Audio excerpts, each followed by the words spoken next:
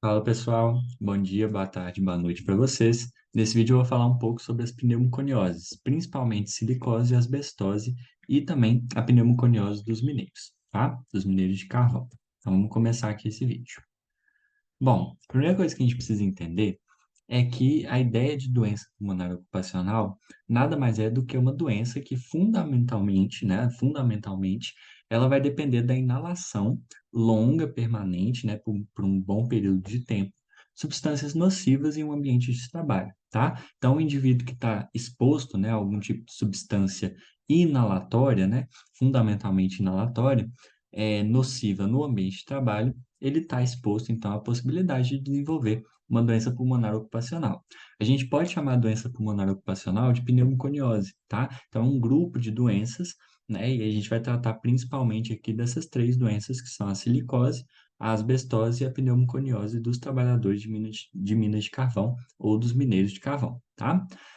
O conceito, né, a ideia de pneumoconiose, então, seria o acúmulo, aí mais especificamente ainda, né, seria o acúmulo de poeira, né, nos pulmões, e a reação tecidual a esse acúmulo, né, essa presença de poeira no pulmão, tá? Normalmente essa presença vai gerar fibrose, e a gente vai ver que essa característica, né, a fibrose em si, é a principal característica, então, que a gente consegue encontrar durante uma pneumoconiose, quando a gente vê um paciente com pneumoconiose, tá?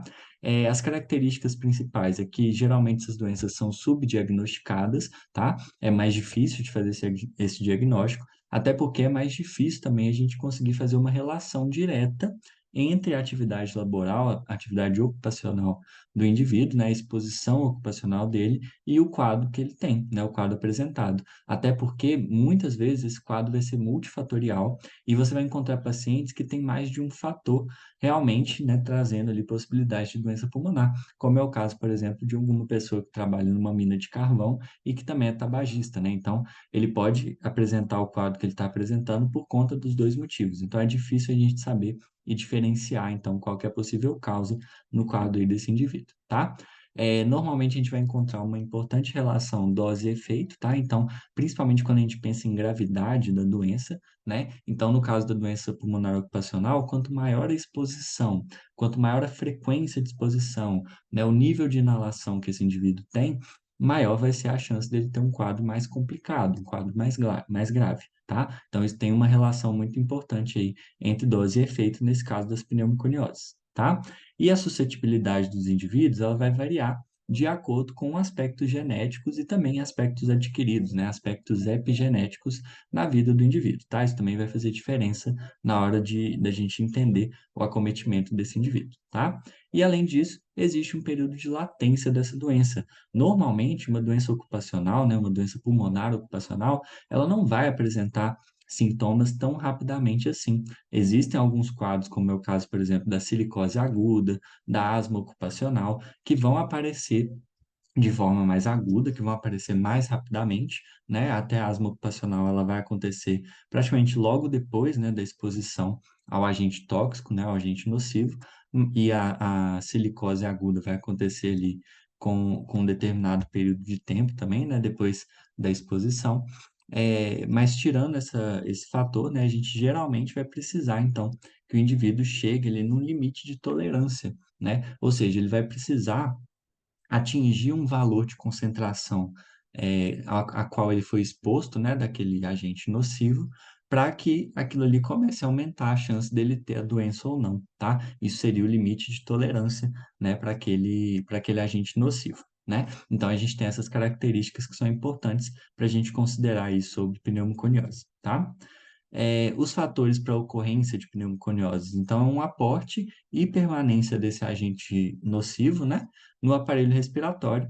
Geralmente, né, e normalmente, né, nesse caso da pneumoconiose, vai ser um agente inalado junto ao ar no ambiente de trabalho, por isso que é uma doença ocupacional, né, e não é de outra origem, né? E, além disso, a gente tem que ter quantidades significativas que vão ultrapassar o limite de tolerância para aquele agente nocivo, né? Ou seja, aquela ideia de uma concentração específica que, a partir dela, o indivíduo está em risco de desenvolver, então, a doença ocupacional pulmonar relacionada, então, a esse agente nocivo ao qual ele está tendo exposição, tá?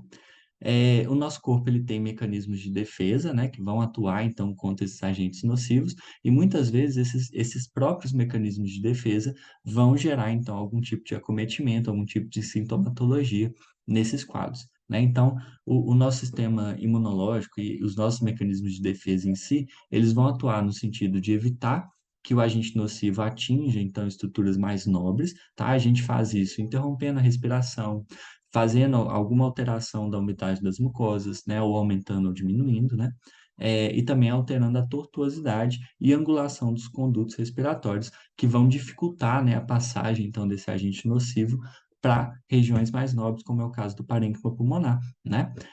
Mas a gente sabe que isso é dose dependente, ou seja, quanto maior a exposição do indivíduo, mais fácil fica, né, da gente ter um acometimento do parênquima pulmonar, né? Além disso, a gente pode atuar retirando o material que chega às estruturas nobres por meio de tosse, ou por meio de um sistema de transporte alveolar, ou tapete mucociliar que já vai filtrando aquele ar que está entrando, né? Então, a gente pode utilizar esses mecanismos e vai utilizar esses mecanismos, e também a gente pode tentar inativar ou detoxificar as substâncias nocivas por meio de fagocitose, tá? São esses mecanismos que vão ser utilizados aí para responder, né, à exposição de algum agente nocivo inalatório, né? Os fatores de deposição das partículas são basicamente o tamanho, né, a forma dessa partícula, a higroscopicidade, né, da partícula também, a frequência, a amplitude dos movimentos respiratórios também vão fazer diferença, tá? Normalmente, então, quando a gente pensa numa partícula que pode ser depositada no parênquima, ou que pode, né, por algum motivo, né, porventura, gerar algum acometimento das vias aéreas inferiores, ela tem ali em torno de 1 a 2 micrômetros, tá, de diâmetro, né? Isso vai favorecer, inclusive, o transporte delas por meio de aerossóis, tá? Então, fica mais fácil, né, da gente ter essa deposição. A gente sabe que de 1 a 5 né, de tamanho, de diâmetro dessas partículas, ocorre uma deposição pulmonar muito maior, né? Acima de 5 micra, a gente já vai ter uma deposição mais em orofaringe, nasofaringe, né, e outras estruturas de vias aéreas superiores, e abaixo de 1 micra fica mais difícil da gente fazer essa deposição, mas ela também acontece, tá? Então, a gente tem que ter noção que existem vários fatores que favorecem ou não, né, a nocividade, vamos dizer assim, de uma partícula em relação ao sistema respiratório, tá? A primeira pneumoconiose que a gente vai estudar é a pneumoconiose dos mineiros de carvão, né? Aqui eu coloquei um raio-x aqui demonstrando, então, várias nodulações, né, que são formadas por fibrose, né? E essa fibrose normalmente está mais relacionada ali à região dos bronquíolos respiratórios, tá? Então, a gente vai ver normalmente nessa região mais central essa fibrose, né, esse padrão de disposição da fibrose em volta ali, né, dos bronquíolos respiratórios, nessa região mais próxima ao hilo, né? Ou seja, perihilar, tá? Isso aqui é o padrão, então, que a gente encontra na pneumoconiose dos mineiros de carvão, tá? Então, ela vai depender de uma exposição prolongada à poeira de carvão mineral durante a mineração, tá? E vai cursar, então, com formação de múltiplos nódulos que têm relação, então, né?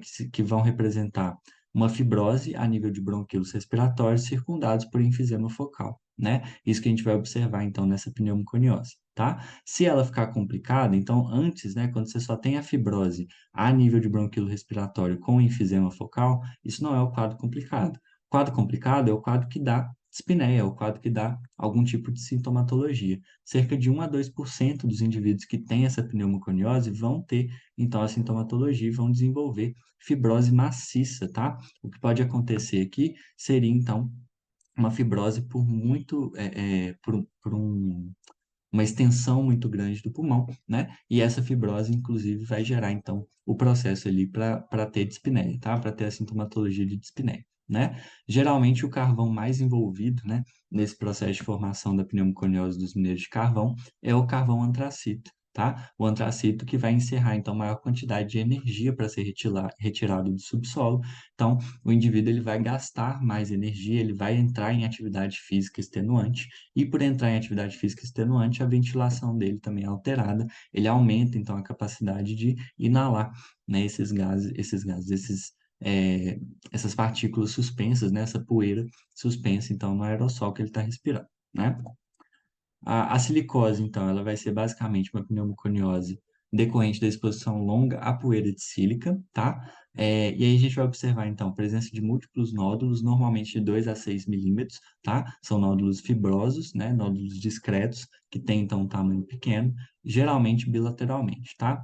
Esses nódulos eles podem coalescer e aí eles formam, então, massas conglomeradas de tecido fibroso, ou seja, eles se juntam formando uma grande massa de tecido fibroso. E aí, nesse ponto, a gente tem, então, a doença complicada da silicose, tá? Que vai acometer cerca de 20 a 30% dos indivíduos. E aí a gente vai ter, então, uma dispneia progressiva, tá? Hipertensão pulmonar que pode culminar no corpo pulmonar e que pode, inclusive, culminar numa insuficiência cardíaca direita, né? Então, a gente tem um indivíduo que, às vezes, pode aparecer até mesmo com um quadro sugestivo de insuficiência cardíaca direita, e aí você vai ver a causa silicose, tá?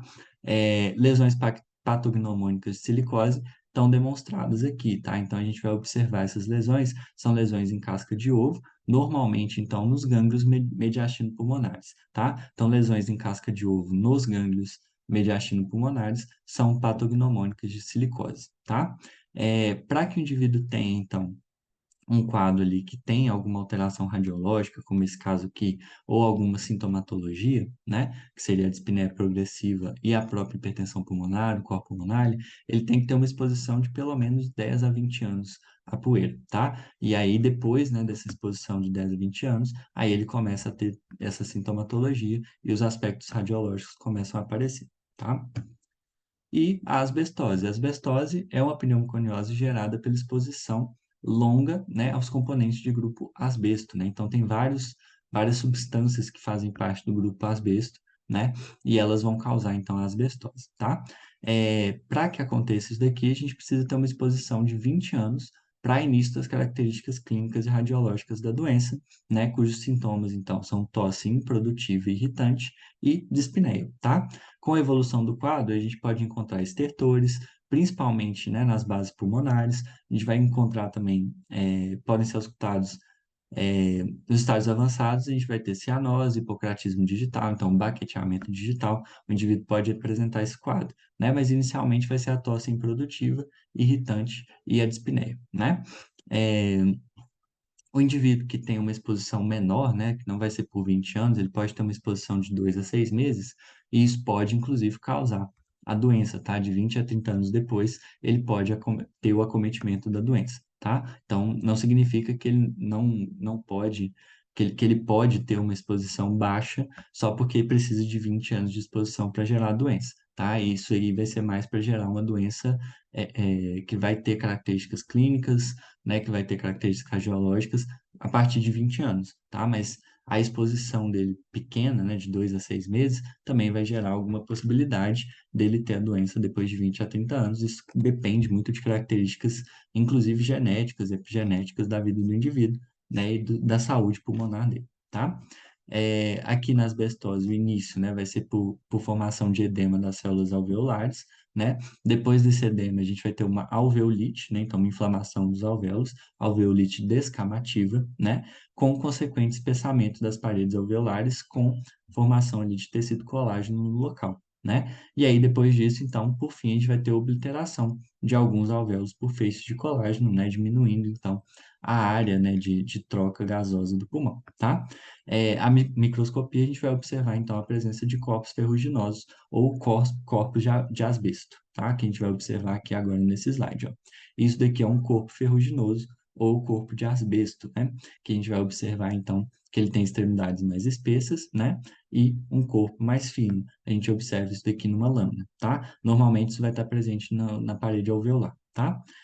Outra coisa que a gente pode observar aqui também seria que o quadro de asbestose ele vai gerar um acometimento de pleura, tá? Normalmente a gente pode ter a presença de calcificação da pleura. E aí a gente está observando isso daqui no raio-x, né? A gente tem uma calcificação da pleura, né? E aí a fresco, né? A gente vai observar dessa forma e isso vai impedir, né, bastante os movimentos pulmonares, né? Então, isso vai favorecer o quadro de dispneia, de tosse, né, que o paciente pode ter nesse momento aqui, por conta da asbestose, né? E outra possibilidade também seria a formação de mesotelioma pleural, né? Então, aqui a gente tem um acometimento muito grande, né, de mesotelioma pleural, porque ele é maligno e difuso, né? E a gente tem uma relação direta, né, do mesotelioma pleural com o acometimento pela asbestose, tá? Então, é uma possibilidade também quando a gente vê esse tipo de raio-x aqui, tá? Então, para a gente pensar em manejo, né, de pneumoconioses, a gente tem que pensar que a gente está tratando de um quadro que não tem necessariamente um tratamento, tá? A gente tem que pensar que o principal ponto nesse caso do manejo de pneumoconioses é pela profilaxia, ou seja, evitar que novos indivíduos tenham, né, esses acometimentos no futuro. Para que a gente faça isso, a gente vai reduzir a exposição dos indivíduos a esse tipo de poeira nociva, né? A esse tipo de elemento nocivo, e principalmente fazendo o quê? Redução da concentração ou até mesmo retirar mesmo, né, a presença desses elementos do ambiente de trabalho, tá? Então, uma forma que a gente tem de fazer tudo isso é aumentando ventilação, melhorando a umidificação do ar nesses ambientes, né? E também o uso de protetores faciais vão ser muito importantes, né, na hora de trabalhar, então, com esses elementos para a gente evitar a aspiração e evitar os quadros de pneumoconiose. Mas se o indivíduo já tem uma doença lá que está acontecendo, né, já tem uma silicose, por exemplo, que está acontecendo, a única coisa que a gente vai fazer de fato é manejar os sintomas dele. Então, se ele está tendo uma asma ocupacional, se ele está tendo muita tosse, muita dispneia, né, a gente pode tratar ele então com broncodilatadores, com corticoides inalatórios, esses tratamentos que a gente já faz, por exemplo, para DPOC, para asma, a gente vai manejar o paciente para evitar que ele fique com uma sintomatologia muito aguda, muito forte o tempo todo. Mas curar de fato o caso, né, o quadro, isso não vai acontecer. A gente não consegue tratar de fato a deposição, né, desses elementos nocivos no parênquima pulmonar do indivíduo, tá? A gente só consegue tratar, então, os sintomas, para que ele não fique com esses sintomas o tempo inteiro, tá? Bom, basicamente isso que eu queria falar com vocês de pneumoconiose. Agradeço a atenção de todos e até o próximo vídeo. Muito obrigado.